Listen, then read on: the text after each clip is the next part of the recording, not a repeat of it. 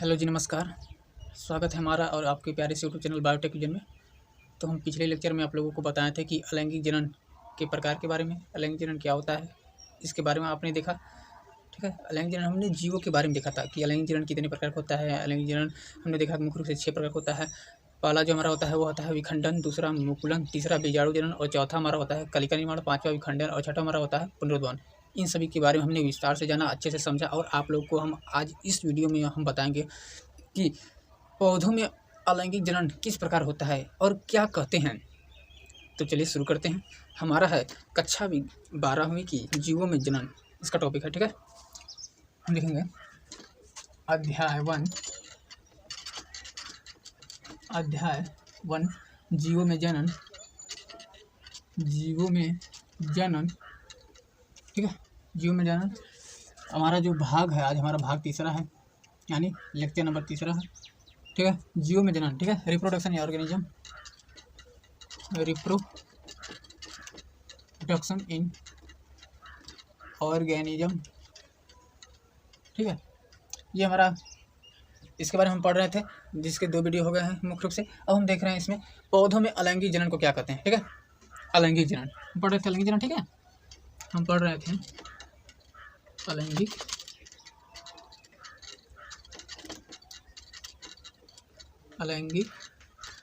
जनन, यही पढ़ रहे थे। अलैंगिक जनन यानी एसेक्सुअल रिप्रोडक्शन।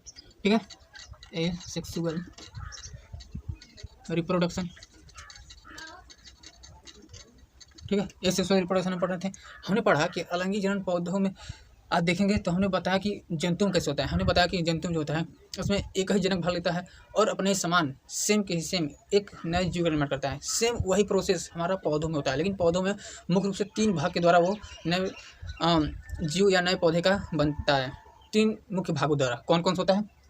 वो हमारा जड़ भी हो सकता है, जड़, रूट, तना, स्टेम और पत्ती यानी लीफ।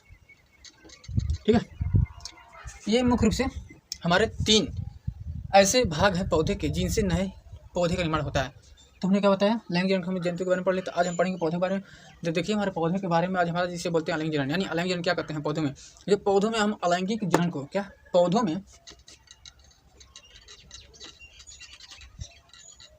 अलैंगिक जनन को हम क्या बोलते हैं?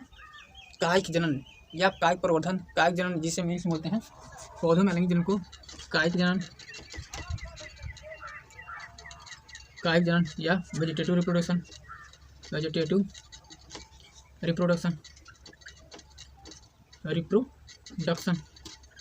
ये हम बोले थे। अलैंगिक जनन पौधों में कायिक जनन को बोलते हैं, और या बोल सकते हैं हम कायिक प्रवर्धन या क्या कायिक प्रवर्धन बोलते हैं। कायिक प्रवर्धन जिसे इंग्लिश बोलते हैं हम क्या? Vegetative propagation. ठीक है,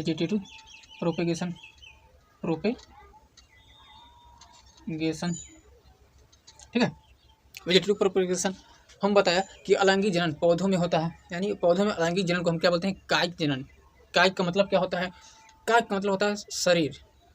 ठीक है, जैसे हम लोग का शरीर है, ठीक है, हाथ पैर आँख मुँह सब पूरे शरीर है ना, उसी तरह पौधे में होता है। मुख्य रूप से कौन कौन शरीर होता है? जड़, तना, पत्ती। ठीक है, इन्हीं से ही एक नए पौधे का निर्माण होता है, यानी शरीर इसका मुख्य रूप से पौधे का क्या है? जड़, तना ही पत्ती। ठीक है, काय का मतलब शरीर होगा, यानी कायिक भाग क्या है? जड़ है, तना है, पत्ती, यानी ये हमारा क्या है?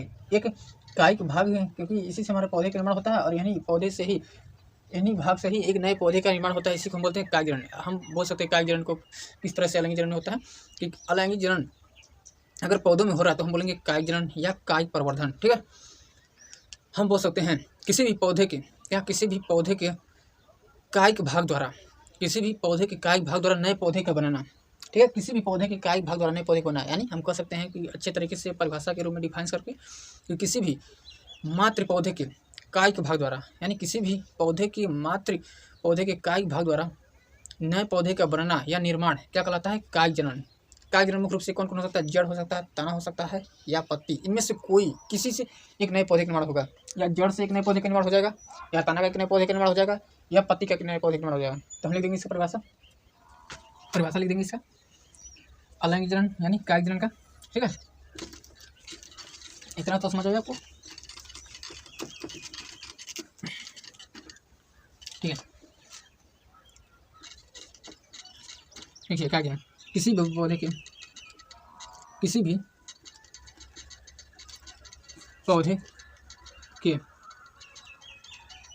कायिक भाग द्वारा नए पौधे का निर्माण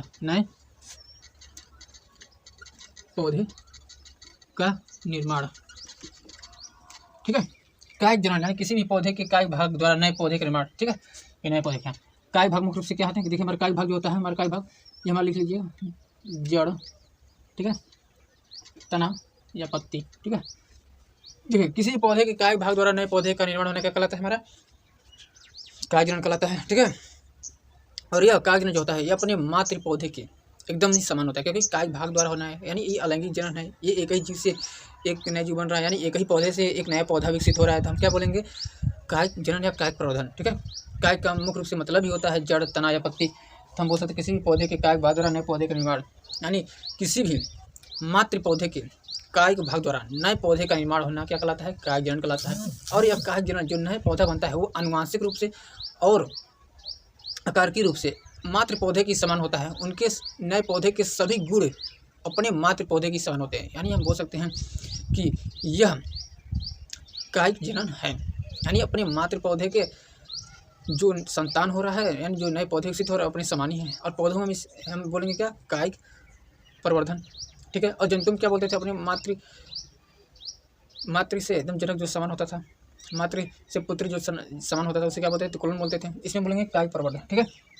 और जो देखिए जो पौधे का कायिक भाग नए पौधे को बना रहा है, मतलब जिस पौधे के कायिक भाग जो नए पौधे को बना रहा है उसे हम क्या कहते हैं, कायिक प्रवर्धन, ठीक है। यानी जो पौधे का ठीक है, जो पौधे का निर्माण कर रहा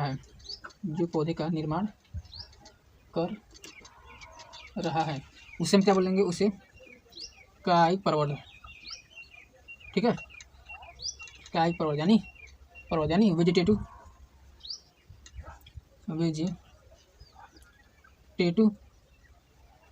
प्रोपेगुल्स, ठीक है। यानी जो पौधे का निर्माण कर रहा है, यानी जो पौधे का कायिक भाग नए पौधे को बना रहा है उसे हम क्या बोलेंगे, वेजिटेटिव प्रोपेगुल्स, यानी कायिक प्रवर्धन, ठीक है। इतना तो समझ में आया होगा। तो अब हम देखेंगे कि कायिक जनन कितने प्रकार के होते हैं, कौन कौन से होते हैं, और यह जड़, तना, पत्ती के द्वारा कितने हमारे नए पौधे का निर्माण हो रहा है, किस किस तरह से निर्माण हो रहा है, इसके बारे में हम देखेंगे, ठीक है। तब देख लेते हैं।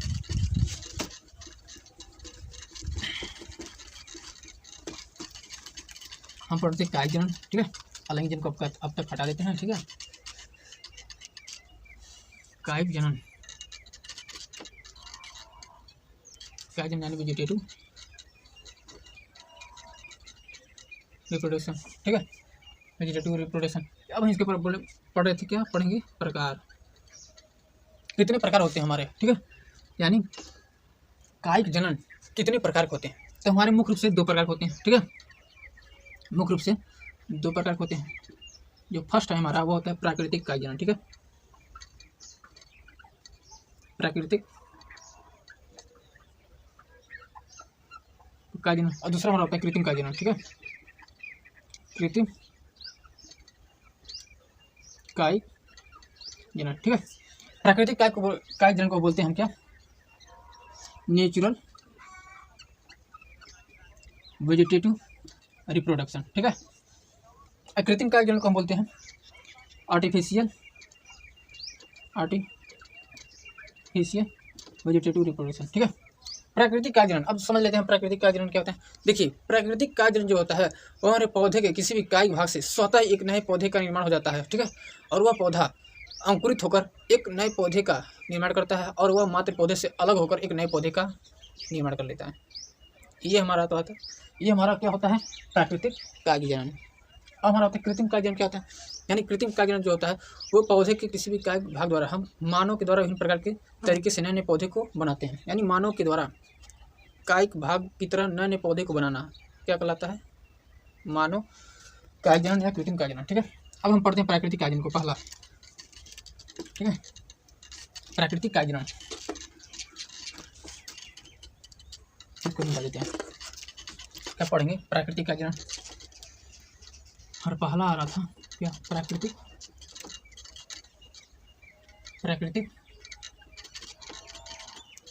कायिक जनन।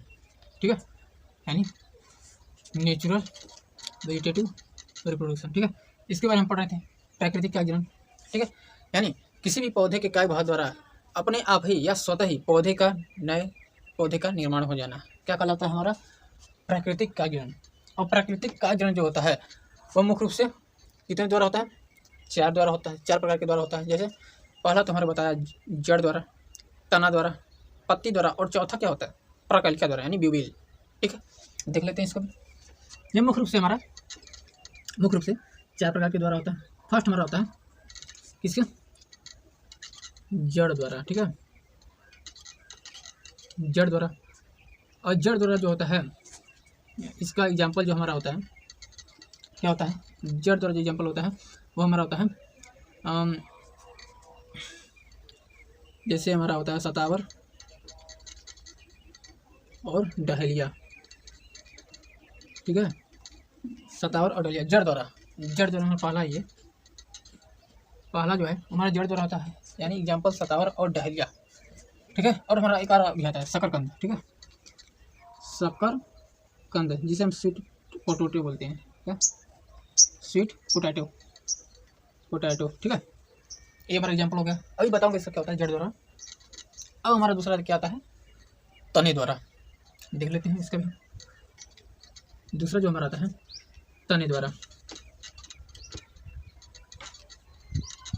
तने द्वारा जो हमारा होता है वो मुख्य रूप से 2 प्रकार के आते हैं। इस तने के द्वारा जो होता है मुख्य रूप से 2 प्रकार का होता है। एक होता है हमारा भूमिगत तना। क्या? भूमिगत तना।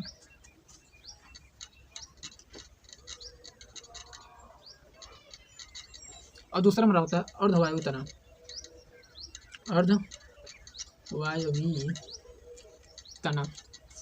ठीक है, अब भूमिगत तना जो होता है मुख्य रूप से हमारा कितने प्रकार का? 4 प्रकार का। कंद, प्रकंद, घनकंद और सल्गकंद। ठीक है, देख लीजिए। पहला हमारा आता है इसमें, यहाँ पर देता हूँ। ठीक है, पहला जो हमारा आता है वो हमारा आता है कंद, जिसका एग्जाम्पल है कंद का मतलब आप लोग जान ही गए हैं, आलू। ठीक है, आलू अगर कोई पूछ लिए क्या है तो हम क्या बताएंगे? जड़ नहीं है, आलू हमारा एक प्रकार का तना है। ठीक है, अब दूसरा हम देखेंगे प्रकंद। क्या? प्रकंद, इसका एग्जाम्पल अदरक और हल्दी। ठीक है, अदरक और हल्दी। हमारा तीसरा जो आता है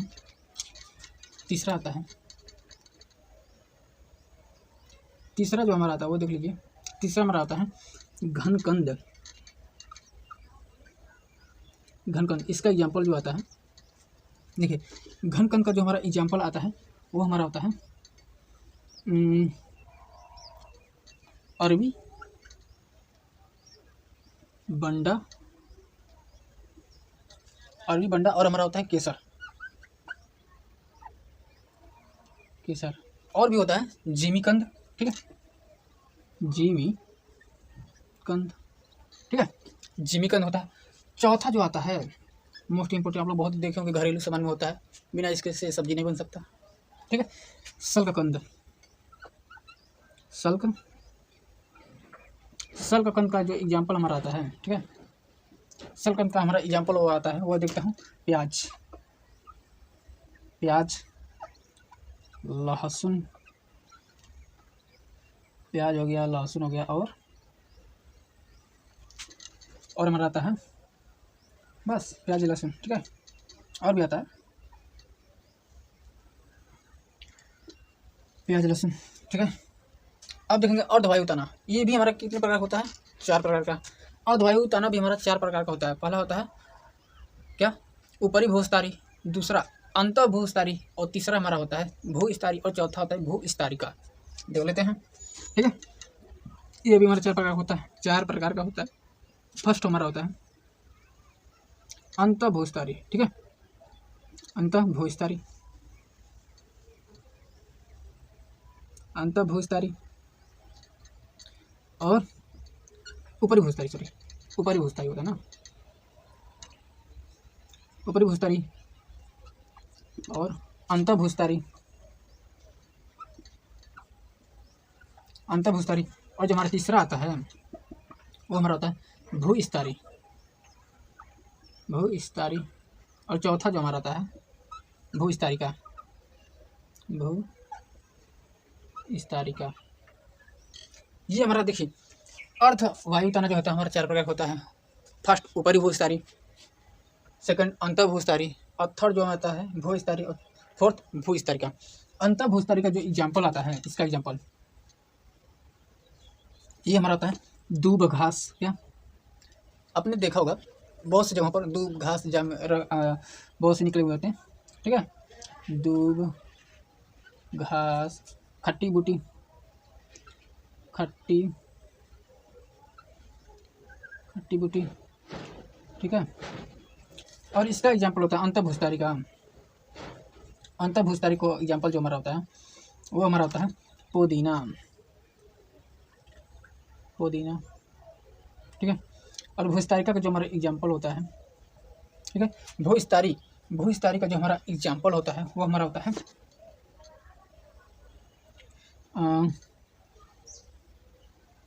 इसका देख लेते हैं। भूस्तारिका, भूस्तारिका जो एग्जाम्पल हमारा होता है पुदीना, अंतस्तारी हुआ।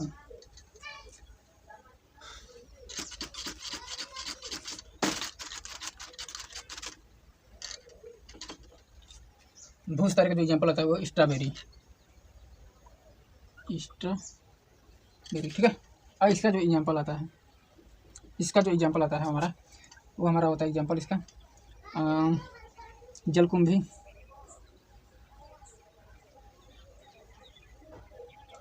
जलकुंभी। और इसका एग्जाम्पल आता है समुद्र सोकिष्टिया, क्या समुद्र, इधर लिख देता हूँ, समुद्र शोक एंड पिस्टिया, ठीक है। ये हमारा जड़ तना हमने एग्जाम्पल के साथ बताया। अभी हम इसके बारे में बताऊंगा, अभी तो ये सिर्फ समझाने के लिए लिखा हूँ, देखने के लिए कि किस तरह से होता है, नहीं तो आप लोग को समझ में नहीं आएगा ये टॉपिक, ठीक है। अब तीसरा जो हमारा आता है, तीसरा क्या आता है जड़ तना पत्ती द्वारा, पत्ती द्वारा, पत्ती द्वारा जो हमारा काई जनन होता है वो एग्जाम्पल देखेंगे इसका। पत्ती द्वारा जो होता है वो अजूबा में और बिगुनिया में, इसमें अजूबा और बिगुनिया में,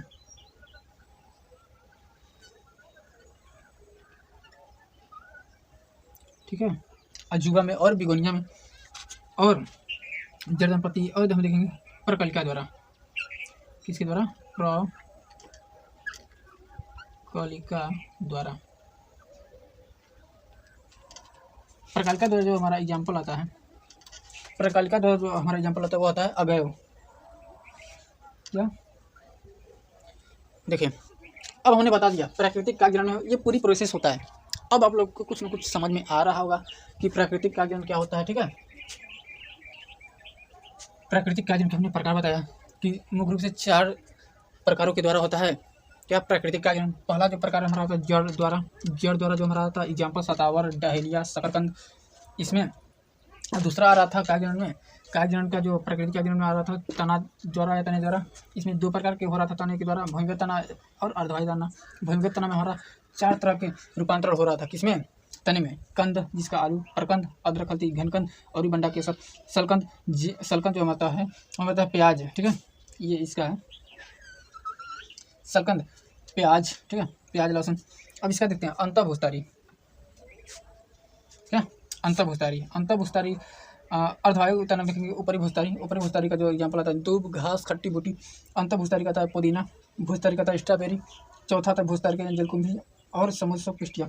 अब पत्ती के द्वारा जो हमारा आता है, क्या पत्ती के द्वारा जो हमारा आता है उसका एग्जाम्पल अजूबा है, बिगोनिया और प्रकृति के द्वारा जो हमारा आ रहा था प्रकृति का जनन, वो हमारा एग्जाम्पल है आगे। अब हम सबसे पहले देखेंगे किसके द्वारा, जड़ द्वारा। ठीक है, जड़ द्वारा क्या होता है। ठीक है, देखिए कुछ पौधे जड़ द्वारा देख लेते हैं। कुछ पौधे ऐसे होते हैं जिनका रूपांतरण किसी पौधे के निर्माण के लिए वो जड़ के द्वारा होता है। यानी कुछ पौधे के ऐसे रूपांतरण जिनका नए पौधे का निर्माण जड़ के द्वारा होता है, उसे हम क्या बोलते हैं, जड़ द्वारा। जैसे सतावर में, डहेलिया में और शकरकंद। शकरकंद जिसे स्वीट पोटैटो भी बोलते हैं, ये आलू की तरह होते हैं और इन्हें उबालकर खाने में मीठा लगता है। ठीक है, इसे हम गंजी भी बोलते हैं। अब हमारा इसमें आता है दूसरा, तने के द्वारा। यानी कुछ पौधे के ऐसे भाग होते हैं जो क्या तने में रूपांतरित हो जाते हैं और तने में रूपांतरित होकर एक नए पौधे का निर्माण करते हैं। इसमें आता है कंद। कंद में हमारा आता है आलू। कंद क्या होता है, जैसे आलू के कंद में जो होती है वो आँखें पाई जाती हैं। आलू के जो कंद होती हैं उनमें आँखें पाई जाती हैं और उन्हीं आँखों में ही यानी आँखों के बीच में ही कक्षस्थ कलिकाएँ निकलती हैं और कक्षस्थ कलिकाएँ क्या करती हैं, अंकुरित होती हैं और अंकुरित होकर नए पौधे का निर्माण करती हैं। आपके घर में अगर आलू होगा तो आपने देखा होगा आलू में छोटे छोटे में पीले पीले या वाइट वाइट कुछ संरचना निकलती है, नहीं हल्का सा, वो संरचना क्या होती है, कक्षस्थ कलिकाएँ होती हैं और जिस जगह से निकलती है उसे हम आँख बोलते हैं और आँख के मध्य से ही निकलती हैं। और अगर कुछ दिन तक रख दें, उसको अच्छा से अनुकूल समय दें या उसको नमी में दें तो अच्छे से एक नए पौधे का निर्माण कर लेगा। इसी को हम बोलते हैं क्या, कंद। इसको इंग्लिश में बोलते हैं क्या, कंद को ट्यूबर। ठीक है, और दूसरा नंबर आता है प्रकंद। दूसरा नंबर आता है प्रकंद। इसमें दूसरा आता है तने में। तने में जो हमारा दूसरा आता है प्रकंद होता है। प्रकंद जो हमारा होता है भूमिगत तना में होता है। ठीक है, भूमिगत तना में होता है प्रकंद। प्रकंद क्या होता है, देखिए प्रकंद जो होता है यह कुछ पौधे का जो नए पौधे निर्माण होता है वो कुछ पौधे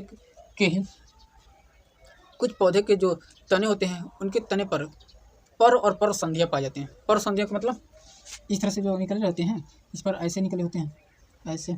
ठीक है, इसे बोलते हैं पर। अगर इस पर बहुत सारे ज़्यादा निकल जाए तो इसे बोलते हैं पर संधियाँ। ठीक है, यानी तने पर क्या निकलते हैं, पर और पर संधियाँ। और यही पर संधियाँ जो होती हैं ये सल्क पत्रों द्वारा ढकी होती है। सल्क पत्र यानी अपने अदरक में देखा होगा, ऐसे ऐसे रहती है अदरक, ऐसे ऐसे ऐसे, इसके ऊपर एक हल्का सा परत रहता है, इसके ऊपर, इसी बोलते हैं सल्क पत्र। और यहीं पर ये क्या आते हैं हमारे, ये हमारे होते हैं पर और पर संधियाँ। और ठीक है, और इन्हीं पर संधियों पर हमारे कक्षस्थ कलिकाएँ पाई जाती हैं। ठीक है, और कक्षस्थ कलिकाएँ हमारे अंकुरित होकर एक नए पौधे का निर्माण करती हैं, जैसे अदरक में और हल्दी में आपने देखा ही होगा। ठीक है, तो ये हमारे प्रकंद भी हो गया। ठीक है,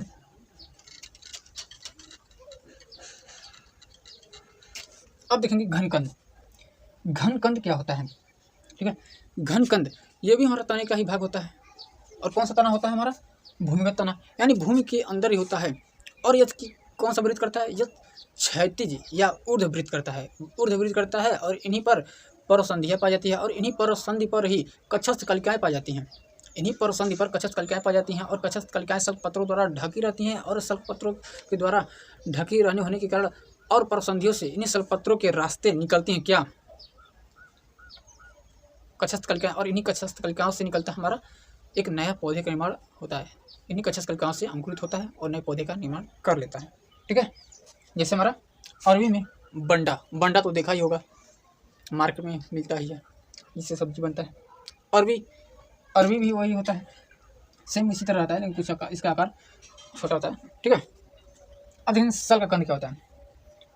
सल्ककंद ये भी क्या होता है, सल्ककंद ऐसे होता है जो यह भोजन को संग्रह करता है और भोजन को संग्रह कर रसीले हो जाता है और गुद्देदार हो जाता है और सल्क पत्र के रूप में होता है।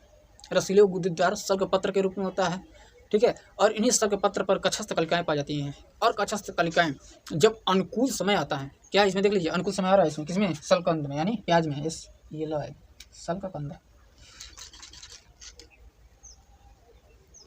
ठीक है, सल्ककंद प्याज में जब अनुकूल समय आता है तो कक्षस्थ कलिकाएँ से कुछ छोटा सा अंकुरण होता है और वह अंकुरण एक नए पौधे पूर्ण रूप से विकसित कर देता है। यानी अपने मातृ पौधे से जो संतान उत्पन्न हो रहा है वो संतान अपने मातृ पौधे के ही एकदम समान है। उनकी अनुवांशिक गुण लक्षण पूरे समान ही हैं और अपने ही मात्र पौधे के समान होंगे और वो अलग होकर एक नए पौधे बना रहे हैं। अभी हम बोला का गिरहण होता है, ठीक है। अब हमारा ये भूमि तना हो गया। अब देखते हैं अर्धवायु तना। तने का दूसरा भाग आता है हमारा अर्धवायु तना। अर्धवायु तना जो होता है वह ये तना भूमि में क्या करता है, भूमि में हमारा समांतर और क्षैतिज वृद्धि करता है। अर्धवायु तना हमारा भूमि में समांतर और क्षैतिज वृद्धि करता है और इनमें पर्वसंधियाँ पाई जाती हैं और इन्हें पर्वसंधियाँ मतलब इनके तने पर पाई जाती है पर्वसंधियाँ, और इनके तने पर पर्वसंधियाँ जो पाई जाती है उनसे बहुत सारे शाखाओं का निर्माण करता है, ठीक है। बहुत सारे शाखाओं का निर्माण करता है किसमें, अर्धवायु तना में। और इसमें अर्धवायु तना में हमारा जो पहला आता है ऊपरी भूस्तरीय, ठीक है। ऊपरी भूस्तरीय क्या होता है, ऊपरी भूस्तरीय कुछ पौधे का ऐसे भाग होता है जो क्या करता है, उनके तने जो होती हैं वह अपनी मृदा से वायु की तरफ वृद्धि करती हैं और उनमें जो तना होती है वो अपने पर्वसंधियों के द्वारा नए नए जड़ों का निर्माण करती हैं। जैसे दूब घास में होता है, ठीक है, दूब घास में होता है। इनकी जो पर्वसंधियाँ होती हैं जो ऐसे होती हैं, इनकी जो जड़ें होती हैं वो कुछ जड़ें अपने मृदा से क्या करती हैं, बाहर निकल होती हैं और इन्हीं जड़ से ये पर्वसंधियाँ जैसे होती हैं और इन्हीं पर्वसंधियों से क्या निकलती हैं, हमारी जड़ें निकली होती हैं और ये जड़ें हमारी निकली होती हैं और इनके तने से हमारे क्या निकली, पत्तियाँ निकली होती हैं जो हमारे देखेंगे दूब घास में होती है, ठीक है, दूब घास में होती है हमारे। और दूसरा हमारा आता है अंतःभूस्थारी। अंतःभूस्थारी जो आती है वो तना वो मृदा में जो वृद्धि करती है वो समांतर और क्षैतिज वृद्धि करती हैं, समांतर और क्षैतिज वृद्धि करके एक नए पौधे का निर्माण करती हैं, जैसे पुदीना में, ठीक है। अब आता है भूस्तरीय। भूस्तरीय क्या होता है, भूस्तरीय जो होता है इनका कुछ भाग, भूस्तरीय का कुछ भाग जो होता है वह अपने जो नए पौधे का निर्माण तो हो रहा है उनमें समांतर वृद्धि करती हैं तथा कुछ क्षैतिज भी वृद्धि करती हैं। यानी यह अंतःभूस्थारी की तरह कुछ होती हैं और इनमें कक्षस्थ कलिकाएँ निकलती हैं, कक्षस्थ कलिकाएँ निकलती हैं। इनमें पर्वसंधियाँ भी होती हैं, पर्वसंधियों के माध्यम से इनसे नए तने का निर्माण होता है और यह तना पूर्व से नए पौधे का निर्माण करती हैं, जैसे स्ट्रॉबेरी में, ठीक है, स्ट्रॉबेरी में। अब हमारा चौथा आता है, चौथा हमारा आता है भूस्तरीय। भूस्तरीय, भू का मतलब होता है पृथ्वी या भूमि, स्तरीय यानी जो जल में पाया जाए, ठीक है।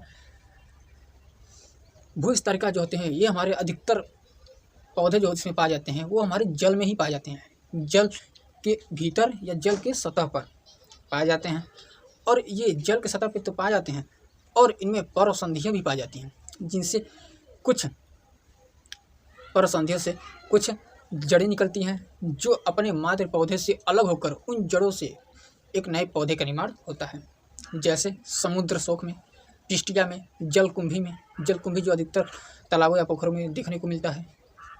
अब हमारा ये अर्धवायु तना भी आपने इसके बारे में संपूर्ण जानकारी ले ली है। अब हम देख रहे हैं प्राकृतिक काव्य में हमारा आता है पत्ती द्वारा।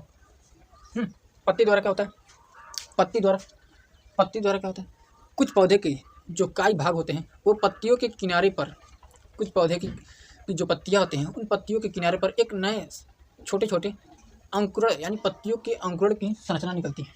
कुछ पौधे की पत्तियों के किनारे पर नए नए पत्तियों का निर्माण होता है और यह पत्तियों के निर्माण से एक नए पौधा बन जाता है और यह नया पौधा जब बन जाता है तो मातृ पत्ती से अलग होकर नए जो अलग हुआ है वो भी अपने मातृ पौधे के समान विकसित हो जाता है। जैसे अजूबा में,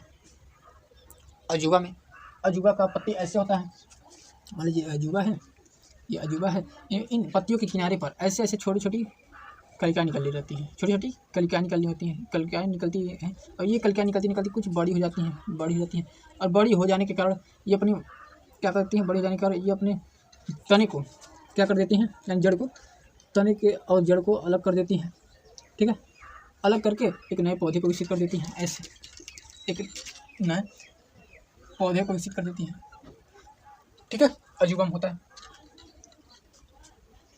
अब हमारा होता है प्रकलिका द्वारा। प्रकलिका द्वारा क्या होता है, पत्ती द्वारा पढ़ ली, तने द्वारा भी हो गया, जड़ भी द्वारा हो गया। अब देखते हैं प्रकलिका द्वारा। प्रकलिका द्वारा क्या होता है, कुछ पौधे ऐसे होते हैं जिनमें जो कक्षस्थ यानी पौधे की जो कलिकाएँ होती हैं वो काई के जन्म में सहायता करती हैं, यानी जो मात्र पौधे होते हैं उनका जो कलिकाएँ रूपांतरित होती हैं, उन्हीं कलिकाएँ रूपांतरित पर उनके जो संतान होते हैं उनकी भी कलिकाएँ उन्हीं पर रूपांतरित होती हैं और उन्हीं पर रूपांतरित होकर एक नए पौधे का निर्माण कर लेती हैं। जैसे अवयव में, ठीक है, अवयव में ऐसे रहता है अवयव, इन पर एक नए कलिकाएँ निकली और ये कलिकाएँ निकल कर एक पौधे का निर्माण करती हैं और ये पौधे एक मुख्य रूप से एक ऐसे कलिका का निर्माण करती है, ठीक है, जिसे बोलते हैं हम क्या, अवयव। अवयव ये हमारा अवयव हो गया। अब हमारा ये प्राकृतिक कायिक जनन पूरी तरीके से समाप्त हो गया। अब हम देखेंगे इसके बाद कृत्रिम कायिक जनन। तो प्राकृतिक कायिक जनन हमने क्या देखा, इसमें जो कायिक जनन है ये स्वतः ही एक नए पौधे को निर्माण कर रहा है, एक नए पौधे को विकसित कर रहा है। इसे बिना किसी मानव के विभिन्न विभिन्न तरीके को अपनाया नहीं जा रहा है कि इनको एक पौधे से दूसरे पौधे में लगाएंगे, काटेंगे, पीटेंगे या दूसरी जगह पर लगाएंगे या कहीं और से उत्तम किस्म के पौधे को लाएंगे और उनसे एक नए पौधे को विकसित करेंगे। इसमें स्वतः ही किसी जड़ तना पत्ती के द्वारा एक नए पौधे का निर्माण हो रहा है। ये हमारा क्या हो रहा था, प्राकृतिक कायिक जनन में। अब देखेंगे हमारा दूसरा इसका आ रहा था पौधे में अलैंगिक जनन को हम बोले थे कायिक जनन, और कायिक जनन में हमारा ये पहला था प्राकृतिक कायिक जनन। अब इसका हम दूसरा देखेंगे कृत्रिम कायिक जनन। कृत्रिम कायिक जनन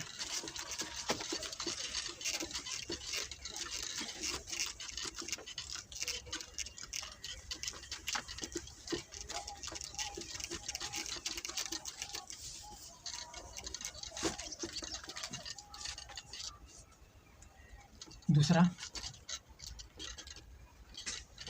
कृत्रिम कायिक जनन, ठीक है, कृत्रिम कायिक जनन जिसे हम बोलते हैं आर्टिफिशियल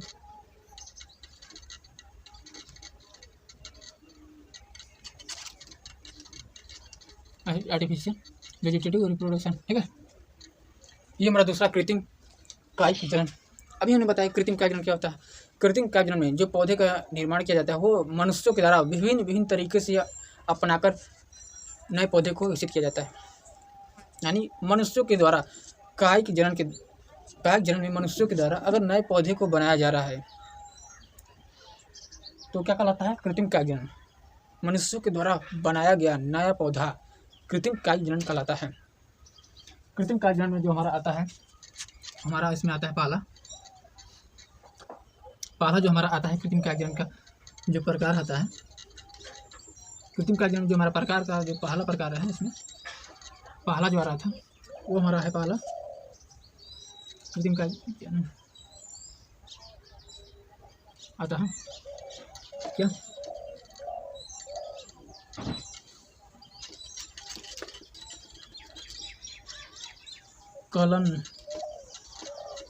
कलम प्रोसेस कलन विधि, क्या कलन विधि इसे इंग्लिश में बोलते हैं कटिंग प्रोसेस।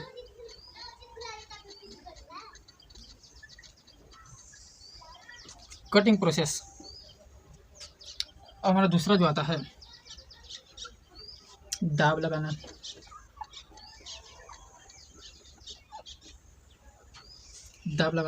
और जो हमारा तीसरा आता है ये हमारा होता है रोपड़।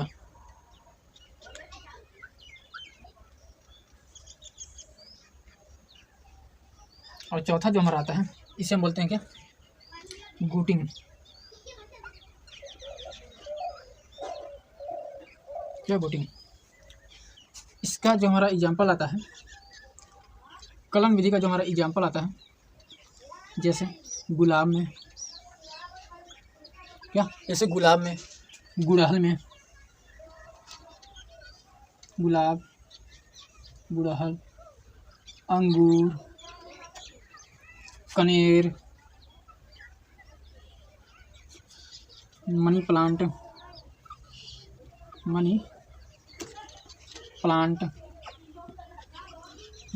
और एक और आता है नींबू, ठीक है, नींबू में आता है। और दाब मुख्य रूप से किसमें आता है, ये हमारा आता है दाब नींबू में, ठीक है, और बस नींबू में, ठीक है, नींबू में। और ऊपर तो बताएंगे अभी होता है।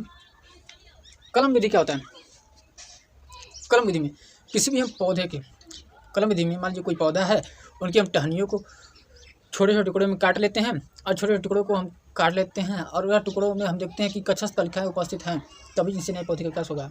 छोटे छोटे टुकड़ों को काट लेते हैं और इन टुकड़ों को हम क्या करते हैं, मृदा में गाड़ देते हैं। कुछ समय पश्चात देखते हैं कि इन मृदा से एक नए शाखा, एक नए तने, एक नए पौधे का निर्माण हो जाता है। इसे हम बोलते हैं कलम विधि। कलम विधि, ठीक है। कलम विधि, कलम विधि में जैसे मान लीजिए गुलाब का पौधा है, उनकी टहनियों को हम टुकड़े में काट लिया और उनकी टहनियों को हम अलग किसी मृदा में गाड़ दिए, उनसे एक नए पौधे का निर्माण हो जा रहा है। यानी मानव के द्वारा कर रहा है ये काम ना। मानव ने क्या किया, गुलाब की टहनी को काटा और काट के इन टहनियों को मृदा में कहीं दूसरी जगह गाड़ दिया और इनसे वो टहनियाँ जो गाड़ा हुआ था मृदा में, वो टहनी फिर से एक नए पौधे को विकसित कर दिया। तो हम कह सकते हैं ना ये कलम विधि है। यानी जब इसको टहनी को हम छीलेंगे, काटेंगे तो एक कलम की तरह संरचना बन जाती है, ठीक है। जैसे हमारा किस्म होता है गुलाब में भी कर सकते हैं, गुड़हल में भी ऐसा हो सकता है, अंगूर में भी होता है, कनेर में भी होता है, मनी प्लांट और नींबू में भी, ठीक है। अब देखेंगे दाब लगाना क्या होता है।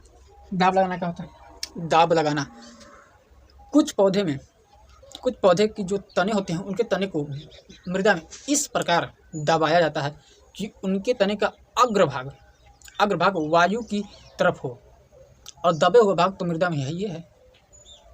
यानी जो अग्रभाग वायु की तरफ है और जो दबे हुए तना मृदा में है, उन दबे हुए तने से या शाखे से क्या निकल आती है, हमारे जड़ निकल आती हैं। जब जड़ निकल आती हैं तो उन तनों को, यानी जो पहले से जो पौधा है उनको अलग कर दिया जाता है और जो नए पौधे बने हैं उनको निर्माण के लिए विकसित कर दिया जाता है।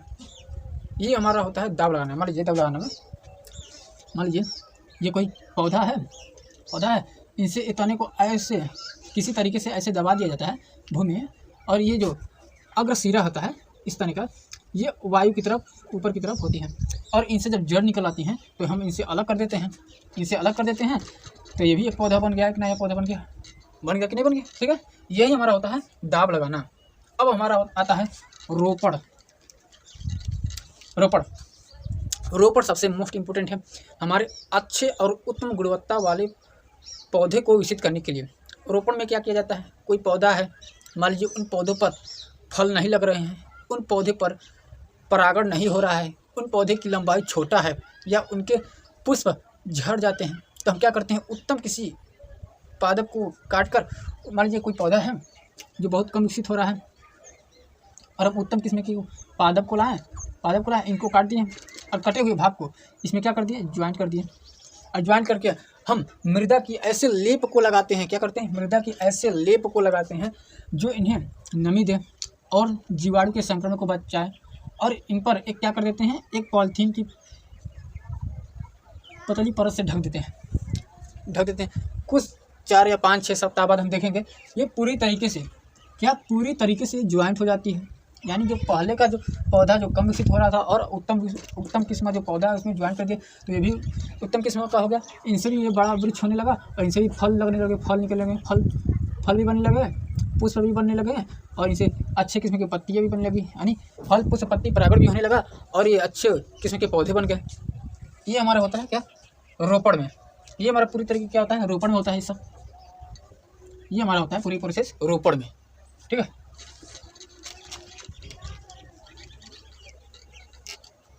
अब गुटिंग क्या होता है, गुटिंग जो होता है ये प्रायः बड़े वृक्षों में लगाया जाता है। बड़े वृक्षों में गुटिंग प्रक्रिया को अपनाई जाती है क्योंकि उनकी टहनियों को आसानी से मोड़ नहीं सकते, मोटी होती हैं। तो हम क्या करते हैं, इन टहनियों के जो छाल होते हैं, वलय होते हैं, इनको किसी भी तरीके से हटा देते हैं। इनके छिलके कुछ मतलब निम्न छिलके को हटा देते हैं और उन छिलके पर कुछ आवश्यक तत्व लगा देते हैं जिनसे एक नए पादप विकसित हो जाता है। ये हमारा क्या कहलाता है, गुटिंग। मान लीजिए कोई पादप है, इनसे एक टहनी निकली है, ठीक है, टहनी। इन टहनियों को हम छिलके को क्या कर देते हैं, हटा देते हैं। क्या करते हैं, छिलके को हटा देते हैं, किसी के द्वारा हम हटा देते हैं। मान लीजिए कोई हथियार है, औजार है, इनसे हम हटा दिए, ठीक है। हटाने के बाद इन पर कोई आवश्यक प्रक्रिया को यानी आवश्यक तत्व लगा दिया जाता है जो इनको पूर्ण रूप से पोषण देता है। मतलब जो इनको चाहिए विकसित होने के लिए, नए पौधे के निर्माण के लिए इनको क्या देता है, पोषण देता है कौन? आवश्यक तत्व। और आवश्यक तत्व जो दिखते हैं पूर्व से इसे एक नए शाखा बन रहा है, एक नए जड़ निकल रही है, इनको क्या करते हैं? अलग कर देते हैं और ये भी एक नए पौधे का निर्माण कर लेता है। ठीक है, समझ में आया पूरी प्रोसेस कृत्रिम?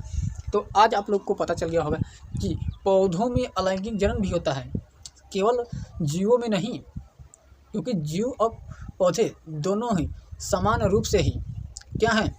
सजीव हैं, समान रूप से उनका हकदार है वृद्धि, जनन, पोषण आदि करने में। ठीक है, यानी हमने पढ़ा आज पौधों में अलैंगिक जनन किस प्रकार होता है। पौधों में अलैंगिक जनन को बोलते हैं कायिक जनन या कायिक प्रवर्धन। ठीक है, और यह कायिक जनन पौधों में मुख्य रूप से दो तरीके से हो रहा था। हमने देखा पहला तरीका जो हो रहा था वो प्राकृतिक कायिक जनन हो रहा था, और दूसरा जो तरीका था वो कृत्रिम कायिक जनन हो रहा था। प्राकृतिक कायिक जनन हमने देखा कि जड़ द्वारा भी हो रहा है, तने द्वारा भी हो रहा है, और हमारे पत्ती के द्वारा भी हो रहा है, और प्रकलिका के द्वारा हो रहा है। जो तने द्वारा हो रहा था वो हमारे मुख्य रूप से दो तरीके से हो रहा था, एक अर्धवायु तना और दूसरा आ रहा था भूमिगत तना। अर्धवायु तना जो हमारा आ रहा था वो आ रहा था कंद, प्रकंद, घनकंद और शलगकंद। ठीक है, ठीक है, और हमारा भूमिगत तन में आ रहा था जैसे ऊपरी भूस्तारी, अंतःभूस्तारी, भूस्तारी और भूस्तारिका। अब जड़ के द्वारा आ रहा था, प्रकलिका के द्वारा हुआ नए पौधे का निर्माण। उसके बाद हम देखें क्या कृत्रिम कायिक जनन। कृत्रिम कायिक जनन में क्या हो रहा था कि इनमें मानव के द्वारा भिन्न भिन्न तरीके, अलग अलग तरीके अपनाए गए नए पौधे को विकसित करने के लिए। कुछ पौधे ऐसे थे जिनका विकास कम हो रहा था और उन पौधे में परागण, फल, फूल आदि इत्यादि बहुत कम लग रहे थे या ना के बराबर लग रहे थे, उन्हें पत्तियाँ झड़ जा रही थी, परागण नहीं हो पा रहा था। हम उनमें नए पौधे को विकसित कर सकते हैं। या कोई पादप है, उनके पौधे की टहनियों को काटकर अलग जगह मृदा में गाड़ देते हैं और कुछ समय पश्चात एक नए पौधे का निकल आता है, नए पौधे का निर्माण आ जाता है। ठीक है, ये हमारा कृत्रिम कायिक जनन या मानव कायिक जनन होता है। कितना आसान था ये। अब रोपण में क्या करते थे? रोपण में कोई पादप है, उनके पादप की शाखा को क्या करते थे? मृदा में धंसा देते थे या दबा देते थे, और उन धंसाए हुए मृदा की जो टहनी था, कुछ यानी शाखा था, वो कुछ भाग उनका अग्र भाग वायु की तरफ था, और उनसे पौधे के शाखा से मतलब निकल आते थे जड़, और उस जड़ निकलने के बाद वो भी पौधे बन गए थे, तो उस शाखा को काट दिया गया था। यानी जो पहले का पौधा था और जो नए पौधा वो अलग हो गए। इस तरह से भी नए पौधे बन गए।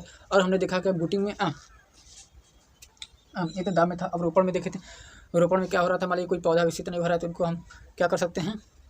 रोपण के तरीके से उनमें कुछ आवश्यक लेप लगा के मृदा के उन्हें विकसित कर सकते हैं।